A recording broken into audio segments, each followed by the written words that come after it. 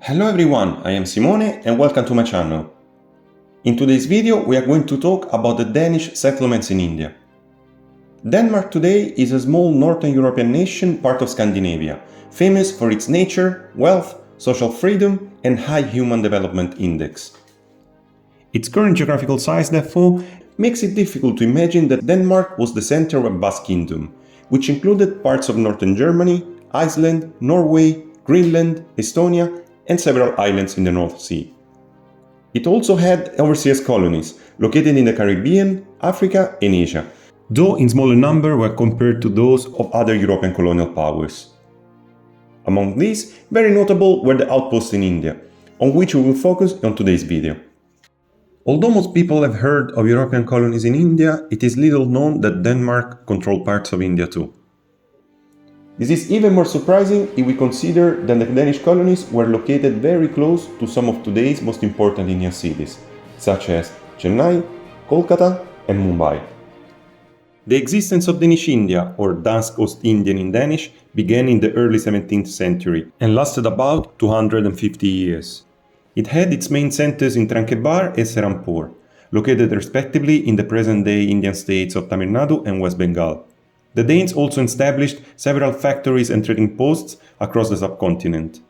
They were Kolachel, Oddaway Tower and Calicut in the coast of Malabar, Denmarksnagore, Frederiksnagore and Pipli in Bengal, Belasore in Orissa, Masulipatnam in Andhra Pradesh, and the settlements of the Nicobar Islands that were known with the name of Frederiksørne, and specifically the islands of Grand Nicobar, Kamorta and Nankauri.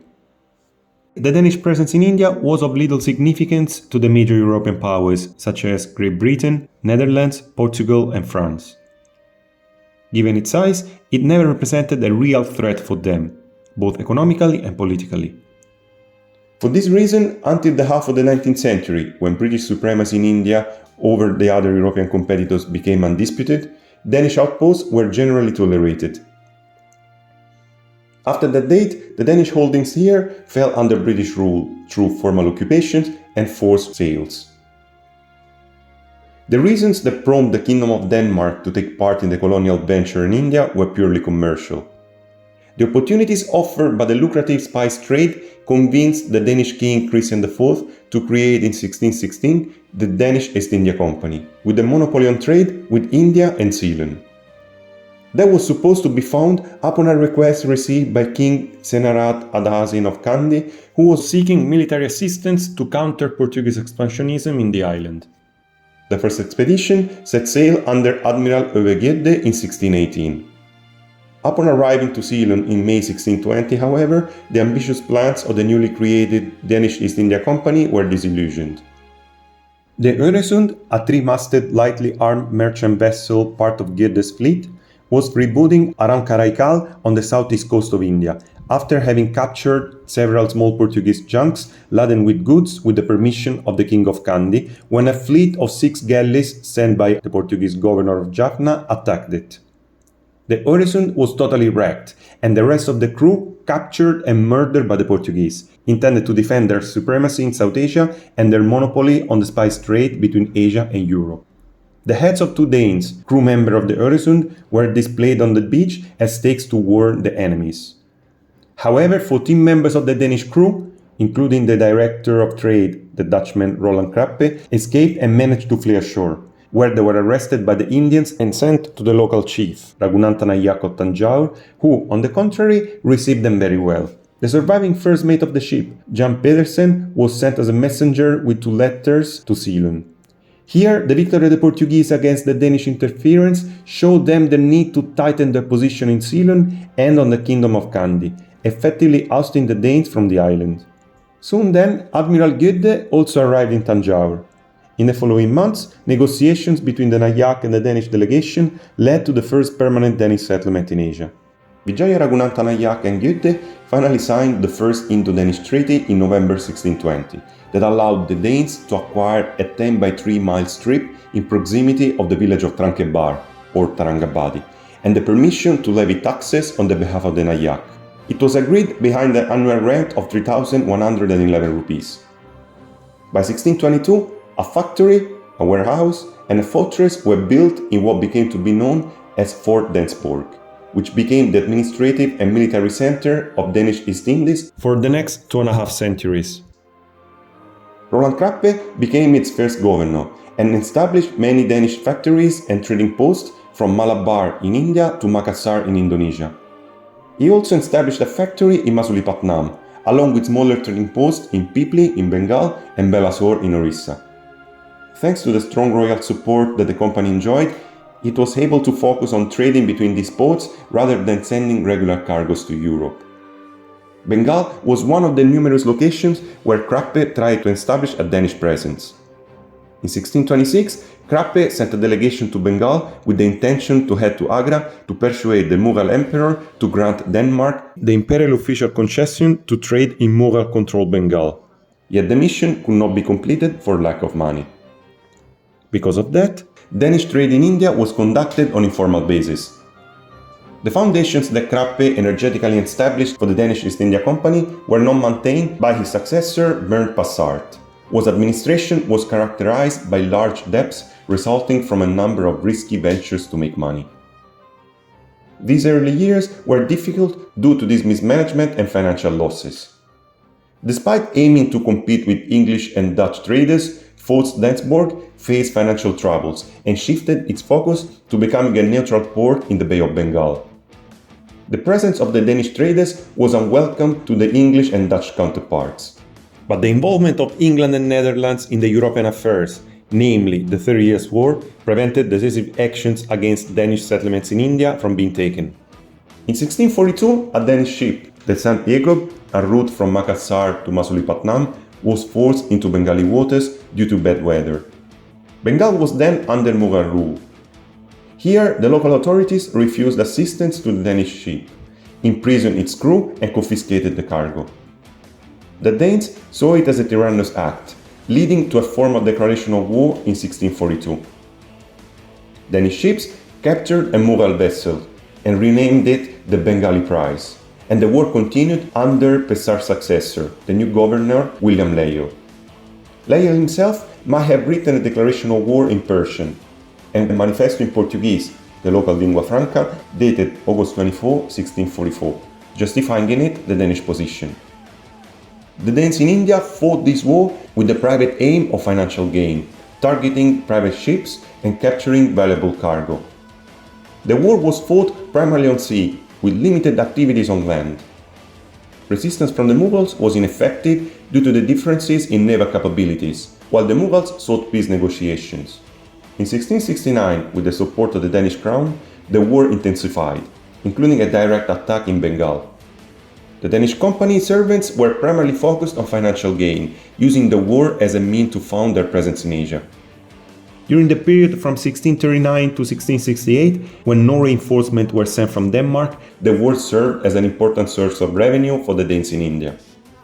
In fact, by 1650, the Danish outposts here in India were totally isolated from the motherland. In 1648, after the death of King Christian IV, who tried to keep the company alive, the lack of financial returns convinced the son of Christian IV, the new King Frederick III, to abolish the Danish East India Company, by then on the brink of the bankrupt.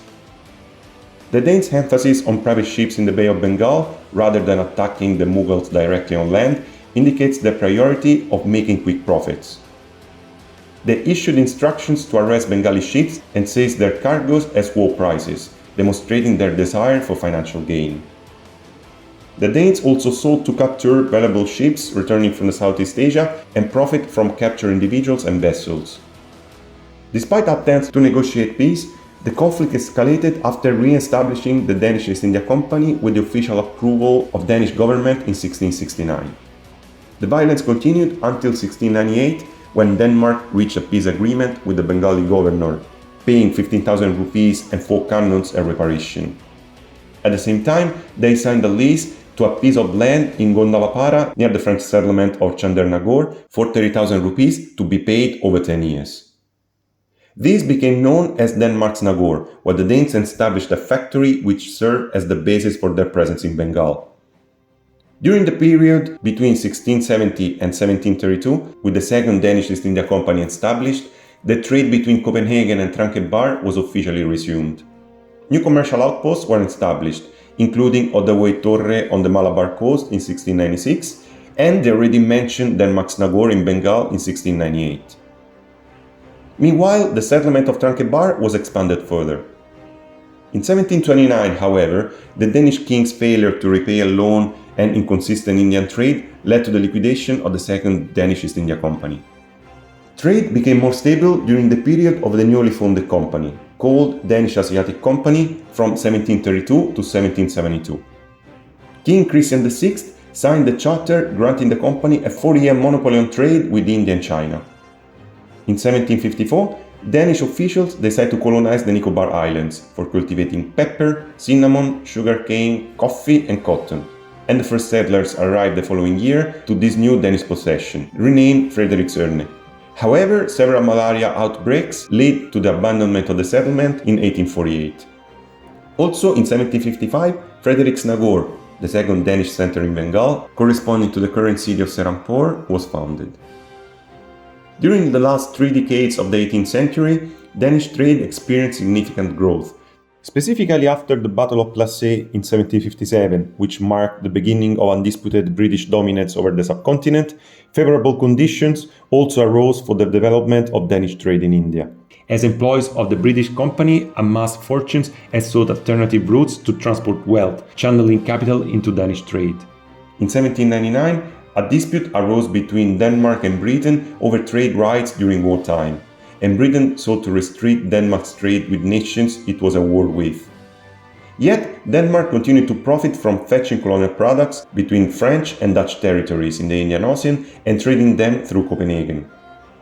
During the Napoleonic Wars, Denmark pursued armed neutrality but transported French and Dutch goods to Copenhagen. In response, Britain destroyed the Danish fleet, severely impacted the Danish East India Company's trade, and occupied Dansborg, Belasore and Frederiks Nagore from 1801 to 1802, and again from 1808 to 1815. The following decades were quite peaceful and sleepy for the Danish settlements in India. However, between 1864 and 1868, Italy attempted to purchase the Nicobar Islands from Denmark as part of its quest for colonies. The proposal, put forward by Biagio Caranti in 1865, envisioned the islands as a potential site for a penal colony and tobacco plantations. Negotiations ultimately failed, and the British eventually took control of the Danish colonies, incorporating them into British India. Serampore was sold to the British in 1839, and Tranquebar and other Danish settlements in continental India were sold in 1845. In 1868, Denmark sold all its rights of the Nicobar to Britain, which formally annexed the islands in 1869. Despite the eventual loss of Danish possessions in India, the legacy of Danish colonialism left a lasting impact on the cultural, architectural, and educational landscapes. The architectural heritage of Tranquebar and Serampore stands as a testament to the Danish colonial period and showcases a unique blend of Danish and Indian architectural styles. These structures continue to attract visitors, serving as reminders of Denmark's historical presence in India. Today's Tranquebar and Serampore are recognized as important historical sites, preserving the memory of Denmark's colonial venture in India. They serve as a reminder of the complex dynamics of European colonialism and its enduring influence on the cultural and historical fabric of the Indian subcontinent. As we conclude this journey through the captivating history of Danish settlements in India, we are reminded of the lasting cultural exchanges and legacies that continue to enrich our understanding of the past. Don't forget to like, share, and subscribe for more fascinating explorations into historical narratives. Until next time.